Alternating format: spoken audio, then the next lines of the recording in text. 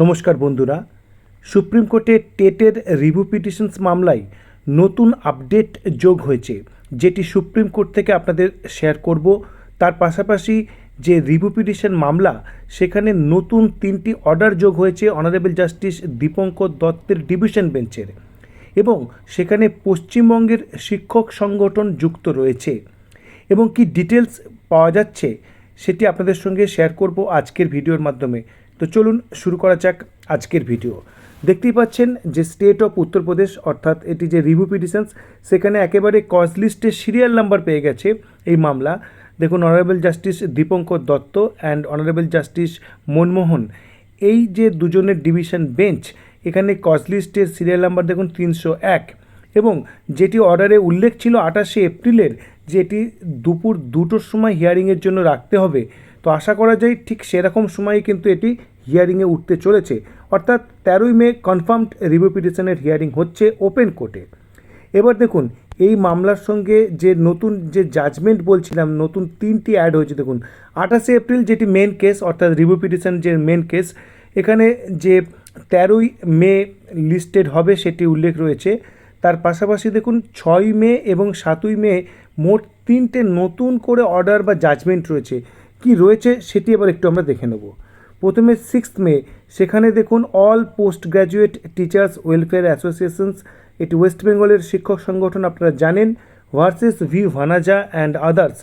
এই যে মামলা ছিল, সেই মামলা কি বলছে দেখুন, this petition was orally mention today, অর্থাৎ ওরালি মেনশন করা হয়েছিল 6 মে, এবং অনারেবল জাস্টিস দীপঙ্কর দত্ত এবং অনারেবল জাস্টিস সতীশ চন্দ্র শর্মার ডিভিশন বেঞ্চে এটি মেনশন করা হয়েছিল ওরালি।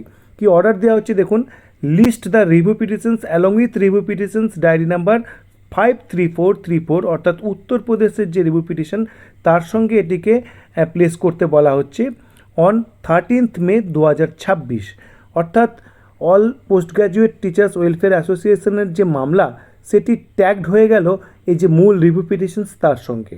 তারপরের যে আপডেট সেটি দেখুন, tribal welfare teachers associations versus the state of Maharashtra, এটি 7th মে মেনশন করা হয়েছিল। এবং দেখুন, অনারেবল জাস্টিস দীপঙ্কর দত্ত এবং অনারেবল জাস্টিস সতীশ চন্দ্র শর্মার ডিভিশন বেঞ্চে এটি মেনশন করা হয়েছিল। এবং কি বলা হচ্ছে দেখুন, list the review petitions along with review petitions diary number 53434 of 2025 on 13th May 2026, অর্থাৎ এটি সেই রিভিউ পিটিশনের সঙ্গে ট্যাগ করে দেওয়া হলো।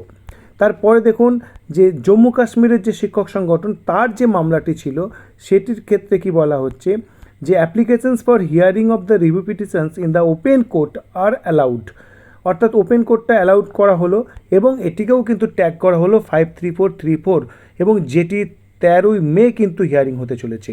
তো আপাতত সুপ্রিম কোর্টে আমরা দেখতে পাচ্ছি যে এই আপডেট, যেখানে অন্যান্য যে কানেক্টেড মামলা সেগুলো কিন্তু রিভিউ পিটিশনের সঙ্গে ট্যাগ করা হচ্ছে।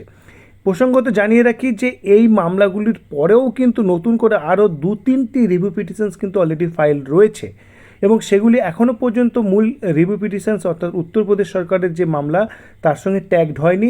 আশা করা যায় সেই মামলাগুলিও উত্তরপ্রদেশ সরকারের যে মূল রিভিউ পিটিশনস মামলা এবং অন্যান্যরা রয়েছেন সেখানে কিন্তু ট্যাগড হয়ে যাবে।